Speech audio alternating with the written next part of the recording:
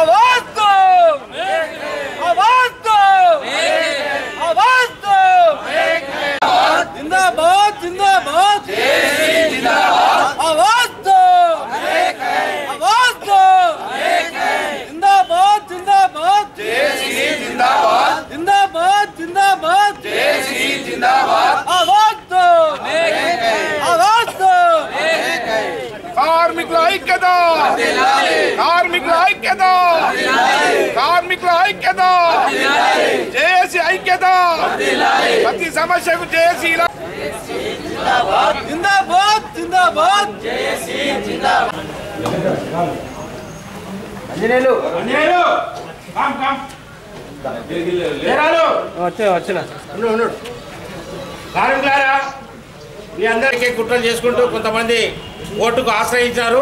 మరి వారికి మనము అపోజిషన్గా ఈరోజు మనము మన డివిజన్ హౌస్ ముందు వెళ్ళి మన ఎస్సీ గారికి వినతి పత్రం ఇచ్చుకుంటూ మరి మేమంతా ఐక్యంగా ఉన్నామో, మమ్మల్ని ముట్టుకుంటే మాత్రం విడిచిపెట్టేది లేదంటూ మన ఒక విన్నప పత్రం కూడా ఇవ్వడానికి మనం ముందుకెళ్తున్నాము. దయచేసి ఇంకా చాలామంది కాంట్రాక్ట్ కాబట్టి మన 259 మంది అంటే మరి ఇక్కడ మన రెగ్యులర్ ఉద్యోగులే కొంత ఎక్కువ కనబడుతున్నారు, కాంట్రాక్ట్ కార్మికులు తక్కువ కనబడుతున్నారు. మరి ఎందుకు మరి మీ కొరకు పోరాటం చేస్తుంటే మీరు అందించకపోతే ఎలా ఉంటుంది? దయచేసి అందుకని మనం త్యాగం చేస్తామని చెప్పి మీ అందరికీ తెలియజేసుకుంటూ ఇప్పుడు రామ్జీ గారిని మాట్లాడవలసిందిగా కోరుతున్నాను. ఉద్యోగ మిత్రులకు అందరికీ నమస్కారాలు. మరి మనకు 29 నాడు విలీనం ఆర్డర్ అని మనం తీసుకున్నాము. మనకు తెలుసు ఏంటంటే ఈ రేపు కోర్టుకు పోతుంది, ఈ కోర్టు మనకు వస్తుంది అనేది మనకు తెలుసు, మీ అందరికీ తెలుసు. అందుకని చెప్పేసి మనం ఏం చేసినాము, 29 నాడు శనివారం 5 గంటల తర్వాత మనం ఆర్డర్ తీసుకున్నాము. అదే రోజు జాయిన్ చేసుకున్నాము. మరి కోర్టులు ఇవాళ కొత్తదేం కాదు. 2007 నాడు కూడా కోర్టుకు పోయినరు, ఒక్క మనిషిని కూడా ఎవరు ముట్టుకోలే, ఎవరికి ఉద్యోగాలు ఏం పోలే. అలాగే 2008 బ్యాచ్, అలాగే మొన్న మీరు తెలుసు 2011 బ్యాచ్ కూడా కోర్టుకు పోయినరు. 4వ తారీఖు నాడు పోతే మనం 3వ తారీఖు నాడు జాయిన్ అయినాం. ఎవ్వరికి ఏం కాదు. ఇవన్నీ రాజకీయ కుట్రలు, ఇవన్నీ అనవసరంగా రాజకీయ కుట్రలు మనం పోవద్దు. మనకు ఏ రాజకీయ పార్టీతో మనకు సంబంధం లేదు. మనకు ట్రేడ్ యూనియన్స్ మనము.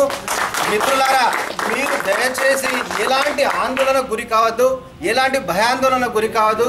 మీ నౌకరికి మేము ప్రాణం అడ్డు పెడతామని చెప్పేసి ఈ సందర్భంగా మీకు తెలుసు, మాకంటే మీకే ఎక్కువ తెలుసు.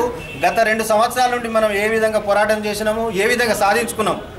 అందుకని మీరు ఎలాంటి భయాందోళనకు గురి కావద్దు. మీకు ఈగ వాళ్ళకుండా చూసుకునే జిమ్మేదారి మాది. దయచేసి మీరు అనవసరంగా ఈ వాట్సాప్లో మెసేజ్లు చూస్తే నాకు బాధ అనిపించింది. అట్లాంటి మెసేజ్ పెట్టి మీరు అనవసరంగా ఉద్రేకానికి గురి కావద్దని చెప్పేసి నేను తెలియజేస్తున్నా.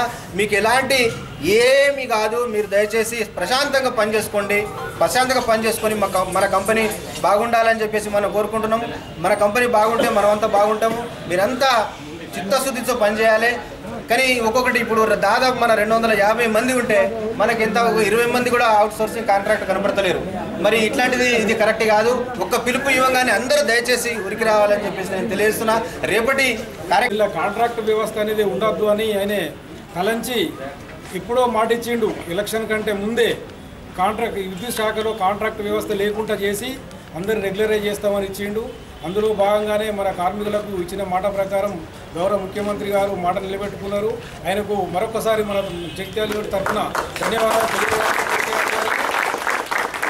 అలాగే ఇప్పుడు కోర్టుకు వేయరు, అది వేయరు, ఇది వేరు అన్న విషయంలో కూడా ఇంకా వేరే చదువుకున్న స్టూడెంట్స్ కానీ నిరుద్యోగుల యువకులకు కూడా 13,000 పోస్టులు అతి త్వరలో నోటిఫికేషన్ వస్తుంది.